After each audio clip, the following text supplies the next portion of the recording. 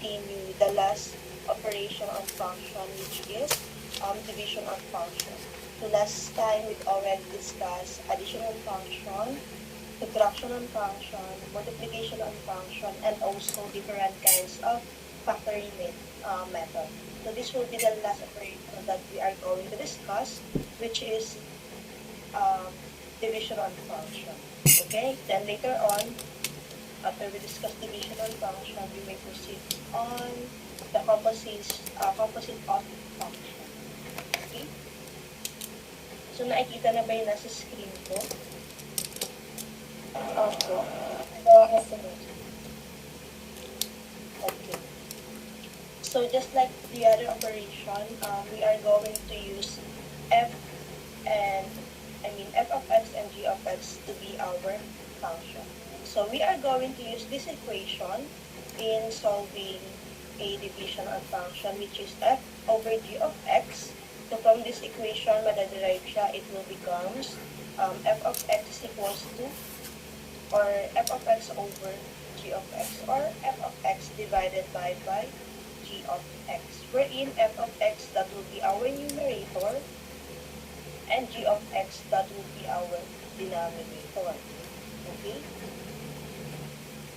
So we have here the given example on how to divide a function. So sabi for example number 1, divide f of x is equals to 28y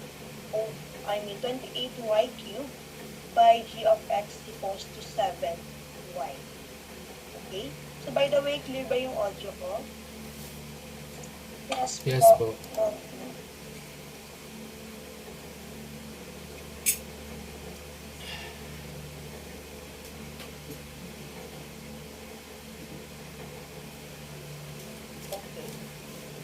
So therefore, by using the given example, our f of x would be our numerator, g of x would be our denominator.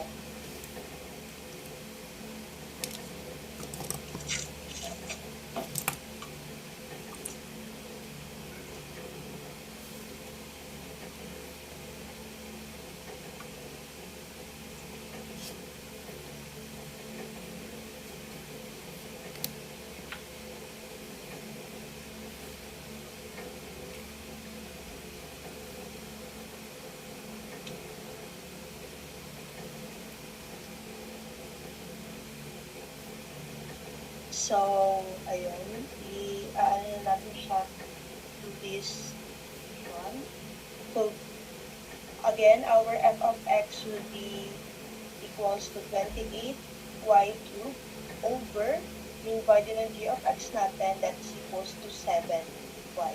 So, we can, since yung denominator natin and numerator is both monomial, so therefore, we can definitely divide our numerator by the given denominator since they are both monomial equation. So we have here 28y cubed over 7y. So anong ginagawa natin under the division rule? Anong gagawin natin sa kanilang mga exponent? Okay, that's correct. We are going to subtract their exponent. Okay, ma-minus natin sila. Next. So, meron naman tayo dito numerical variable, which is 28 and 7. So, what we're going to do between 28 and 7 is to divide them. Okay?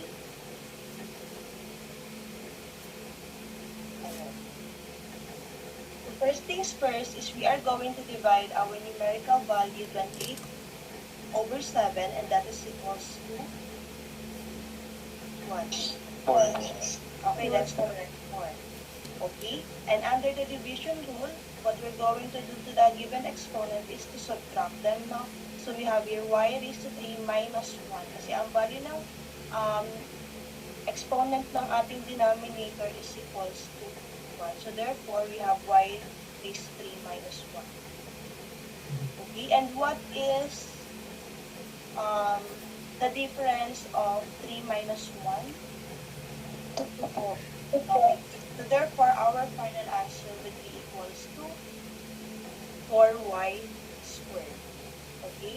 Again, para nakuha si 4y squared, we divide 28 by 7 and that is equals to 4. And yung kanilang exponent, pinag-subtract lang natin, that is 3 minus 1. So we have y. Okay?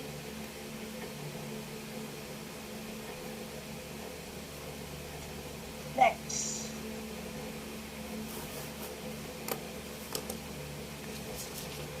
So for example number 2 naman, we need to divide f of x equals to x squared plus 2x plus 1 by g of x is equals to x plus 1.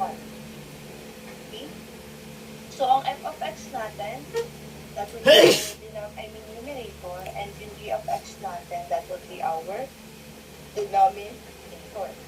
Okay? So yung numerator natin is a trinomial equation, while dito naman sa ating denominator is a binomial equation.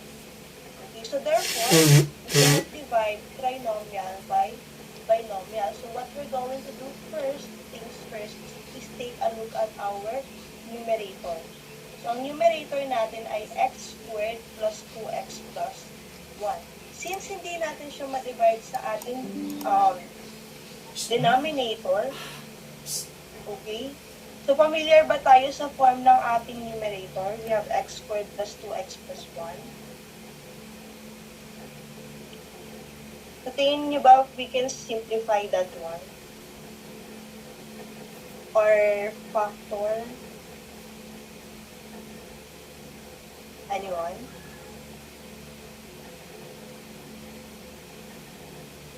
Familiar ba kayo sa form na yan? Under what kind of factoring method?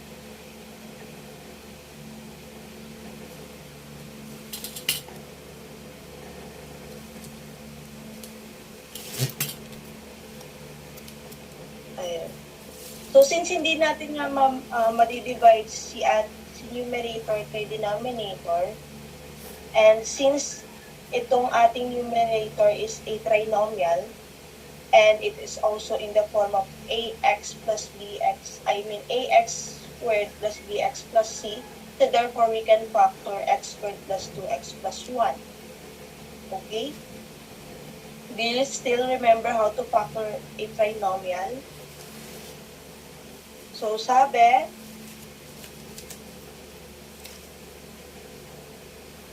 kapag tayo magpa-factor ng trinomial, we need to write two parentheses, right? That will hold our two binomial. Do you still remember? Yes. We're in. Ayun.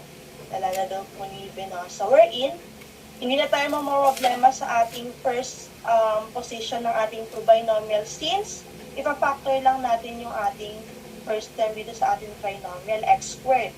So, automatically, yung first position ng ating two binomial will be equals to x. Tama ba?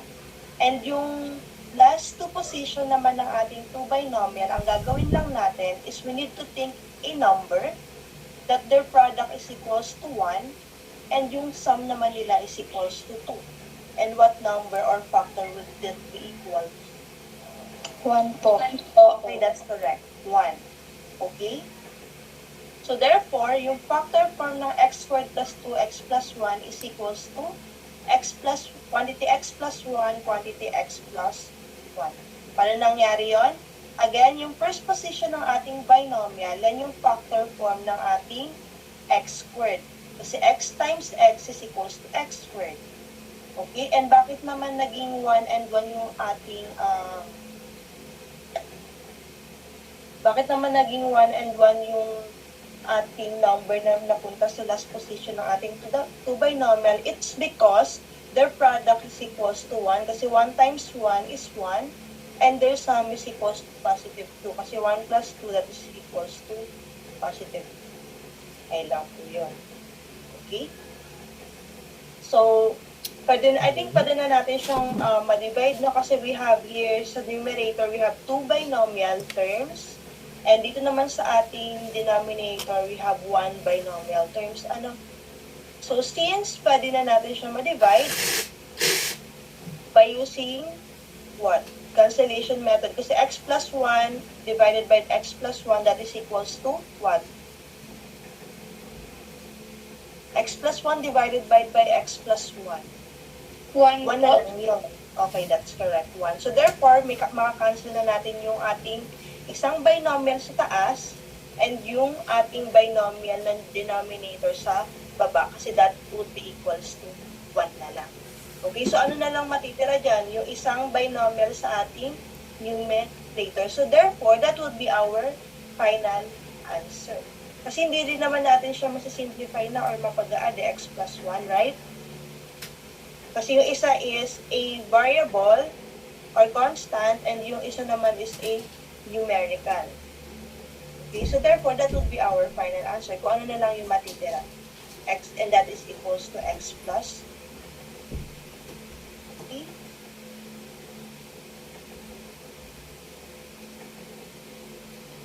So, in dividing polynomial, in dividing function, you need to see to it that numerator and denominator can be factored or can be simplified first. Okay? Next. And screenshot na ba yung given example?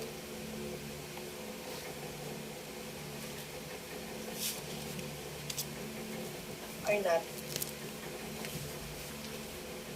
Okay na po. Okay, ano po? Okay, next example, we have here number 3. So sabi, we need to divide p of x equals to 5x raised to 4 plus 25x cubed minus 15x squared by e of x is equals to 5x squared. Okay, remember pala, you can definitely divide a function if they are both monomial, yung denominator and numerator natin is monomial term, and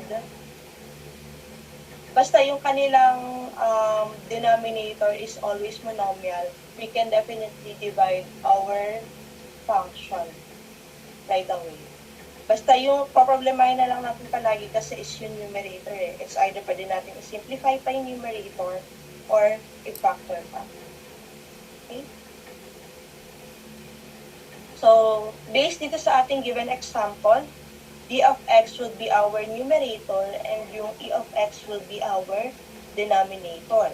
So, that one becomes f over d of x equals to 5x raised to 4 plus 25x cubed minus 15x squared divided by 5x squared. Okay, so as you can see, yung ating numerator is a trinomial term while yung ating denominator is binomial term. So it means to say that yung denominator natin is i-divide natin isa-isa dito sa ating numerator, sa ating trinomial. So para madali natin siyang ma-divide isa-isa, so that will becomes, ayan. Yan ang sinabi ko sa inyo kanina, yung binomial natin, i-divide natin isa-isa sa ating numerator. Yung denominator natin, i-divide natin isa-isa sa ating numerator. So, para hindi kayo malito, ayan, i-distribute natin na isa-isa yung ating denominator sa ating numerator para hindi kayo malito. And see to it na kung ano yung operation between this trinomial, ganun pa rin yung kanilang operation kapag i-divide natin isa-isa yung ating binomial sa ating yung ating denominator sa ating numerator. Okay? So, we have here 5x raised to 4 divided by 5x squared plus 25x cubed divided by 5x squared minus 15x squared divided by 5x squared. Okay? So, ginawa natin to para mas madali nating ma-divide yung ating, or mas madali yung ma-notice kung alin ba, or kung ano yung una nating i-divide sa ating denominator na 5x squared. Okay? So, dito muna tayo sa ating first fraction. We have here 5x raised to 4 divided by 5x squared. Okay? So, una nating i-solve would be, syempre, yung numerical value natin, no? Yun yung una nating i-divide, which is 5 divided by 5, that is equals to 1. 1 lang, Okay, so under the division rule again, what we are going to do to the exponent is to subtract them. Ano? So, what is x raised to 4 minus x squared? X squared. X squared na lang, no? So, therefore, yung 5x raised to 4 divided by 5x squared, that is equals to x squared. So, no need to write 1 here since ang value ng x natin is equals to 1. Okay? Next, dito naman tayo sa second fraction, ano? So, we have here 25x cubed divided by 5x squared. Again, ang una natin gagawin is to divide the given numerical value. So, that is 25 divided by 5, that is equals to, ayan, 5. Okay? And yung sa exponential naman natin, we have x cubed minus x squared, that is equals to x. X na lang, no? Kasi ang exponent niyan is also equals to 1. Okay? And lastly, dito naman tayo sa pangatlong fraction form, we have 15x squared divided by 5x squared. So, as you can see, pwede na natin makancel out yung x squared and x squared kasi that is equals to 1. Tama? So, cancel out na natin yung ating exponent or yung variable natin. So, ang i-divide na lang natin would be 15 divided by 5. That is equals to 3. Okay? Ayan. So, we have now x squared plus 5x minus 2. Can we still simplify x squared plus 5x minus 3? May simplify pa ba tayo dyan? Or combine similar term? Meron pa po ba? Wala na po. Okay, wala na, no? So, therefore, this will be our final answer. X squared plus 5x minus 3.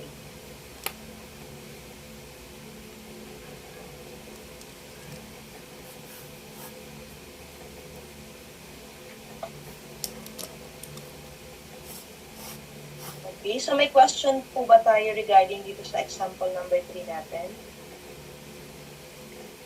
Wala nga po. None. Okay, wala naman. Ayan, paki-screenshot na lang rin po, ano? Ayan, so that's how you divide a function. Okay, so regarding naman sa groupings ninyo, each group will, yung time limit nyo would be 30 minutes per group. Kasi each October 18 and 25 ata yung schedule nyo. No? Yung group 1 and 2, October 18. Group 3 and 4 would be October 25.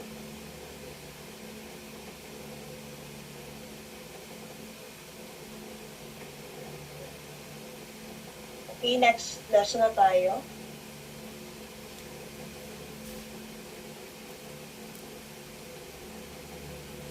Next lesson na tayo, which is all about composition of functions.